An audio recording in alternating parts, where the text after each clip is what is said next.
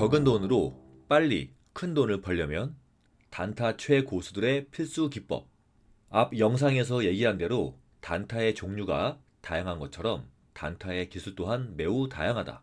단타의 기술은 정해진 것이 없다고 해도 과언이 아니다.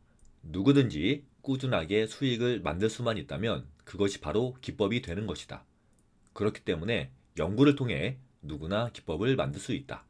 나도 고수들로부터 배우긴 했지만 실제로는 내가 직접 연구하면서 깨닫게 된 원리들을 바탕으로 만든 나만의 필살기들을 더 자주 애용하고 있다. 월 수익률을 어느 정도로 만족하느냐는 사람마다 다를 것이다. 매월 5%만 수익이 나도 수익이 발생했다는 사실 하나만으로도 만족해하는 사람이 있을 것이다. 누군가는 더 큰 욕심으로 매월 30% 이상의 고수익을 추구하기도 한다. 높은 수익률을 원한다면 혹은 적은 돈으로 짧은 시간 안에 큰 돈을 벌고 싶다면 반드시 해야 하는 단타 기법이 있다. 그것은 바로 상한가 따라잡기이다. 줄여서 상따라고 부르는데 상따를 하느냐 안 하느냐에 따라 수익률은 큰 차이를 보인다.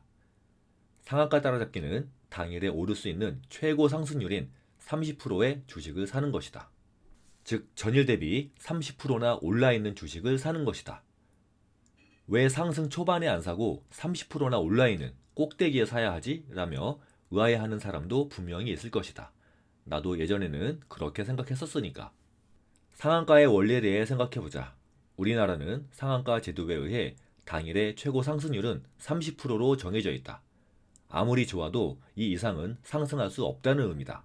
바꾸어 생각해보면 원래는 30%보다 더 높이 상승할 수 있었던 종목인데 상한가 제도에 의해 30%밖에 상승을 못했다는 의미다. 그럼 오늘은 비록 30%밖에 못 올랐을지라도 내일 이후에는 더 갈 수 있다는 의미다. 이러한 이유로 상한가 당일에 누적된 상승 에너지가 다음날 아침에 표출되면서 갭을 높이 떠서 시작하는 경우가 많다. 평균적으로 7%의 갭이 나오기 때문에 아침부터 7%의 수익을 확보하면서 상쾌하게 주식시장을 맞이할 수가 있다. 그럼 상승 초기에는 왜 사지 않을까? 그 이유는 간단하다. 상승 초기에는 이 종목이 상한가를 갈 수 있을지 아무도 모르기 때문이다. 나중에 지나고 보니 상한가이니까 그때 샀어야 된다라고 말할 수 있는 것이다. 그리고 상한가에 들어갔기 때문에 다음날 추가 상승할 거라고 예상을 하는 것이지 상승 초기에는 추가 상승에 대한 기대치가 매우 낮을 수밖에 없다. 다시 한번 정리하면 상한가에 갔기 때문에 추가 상승을 기대할 수 있다는 것이다. 상한가 전에는 주가의 방향에 대한 예측을 하기가 어렵다. 그리고 상승 초기에는 다른 기법들로 접근할 수 있다. 그러면 상한가 따라잡기는 언제 주식을 매수하는가? 이름 그대로 상한가에 들어갈 때 따라서 같이 주식을 사는 것이 기본 원리이다.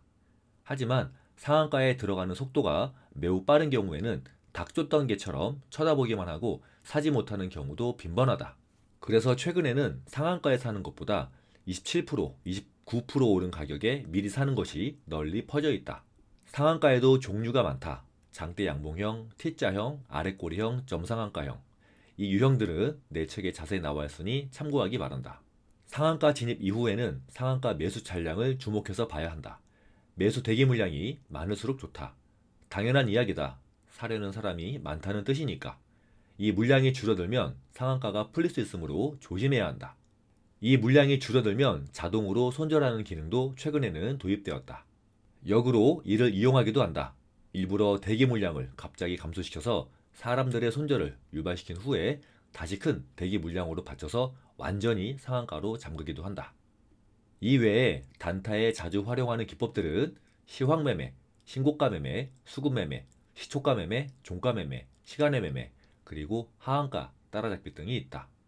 마지막으로 장중에 실제로 상한가에 들어가는 영상을 다 같이 보면서 마치겠습니다.